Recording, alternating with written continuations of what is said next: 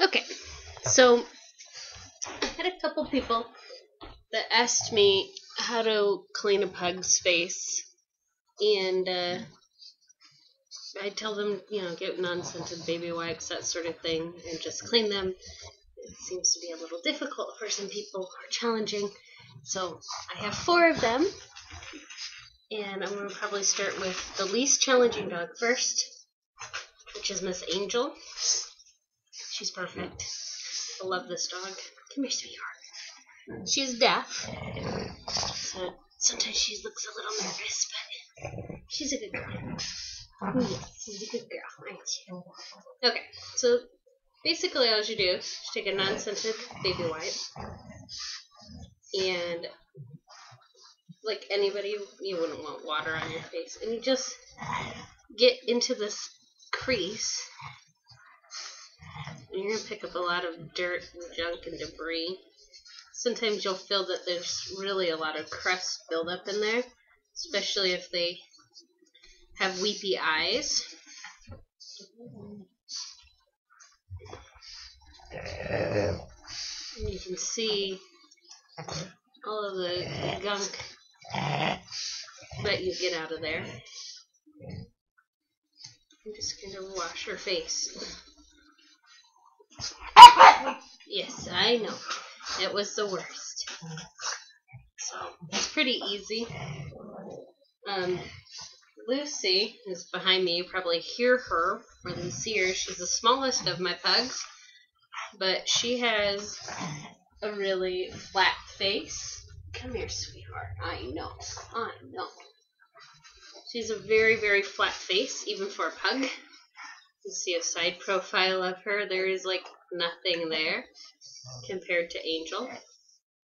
And for her, she gets a lot of gunk built up in here. I tend to just wash it all out. I know. Kind of think if, you were a mom pug, you'd have to get all this cleaned out.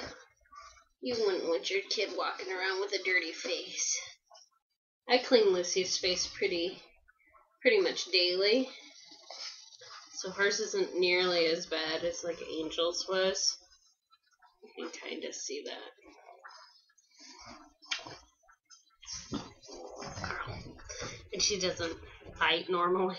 She's pretty good at it. She itches like crazy though. This is Miss Stella. Yes, Miss Stella is my foster baby. I volunteer for Pug Partners of Nebraska. She's a very good girl, aren't you? Yes. Yes, she's a good girl. Hey, you have a lot of gunk built up though.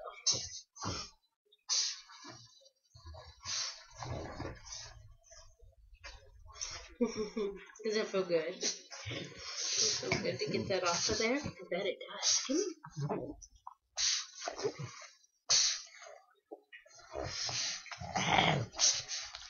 Stella kind of needs her face cleaned more frequently. She has a lot of tears because she has a tumor on her eye, kind of like cherry eye, but she's allergic to anesthetic, so it's kind of one of those catch-22 things. Do you remove it and have her possibly die from the anesthetic? So we kind of just leave it there. Doesn't seem to bother her any. She just gets a lot of this gunk in there. And I mean, she can get this like every 3 days basically, just because the tear ducts are running into her face, into the folds on her face, I should say. I just basically wash her until I get a fairly clean wash rag back from doing this. Try not to take all the hair off of her. I try not to do that. So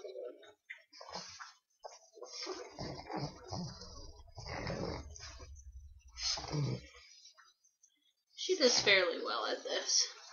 She doesn't like it, but she tolerates it.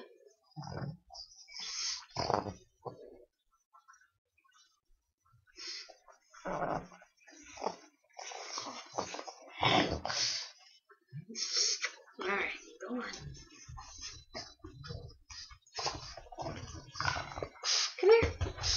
Oh, it's Miss Belle. Miss Belle, yes. Oh, this is the most loving pug ever. She wants to be touched and loved at all times. At all times. Including if that means getting her face washed. But she doesn't really care. But she'll do it anyways. Come on, Bells.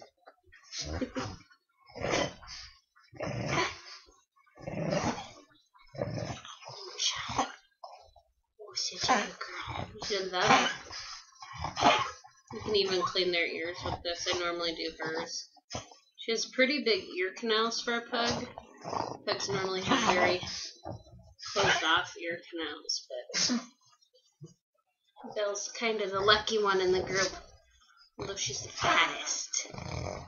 Yeah, she's the fattest. Oh, come here, sweetheart. Love you.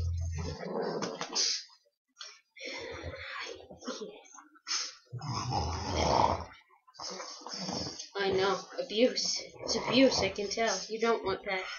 You don't want it. I can tell. What if I just move my hands away? What if I do that? And so that's how you clean a pug's face.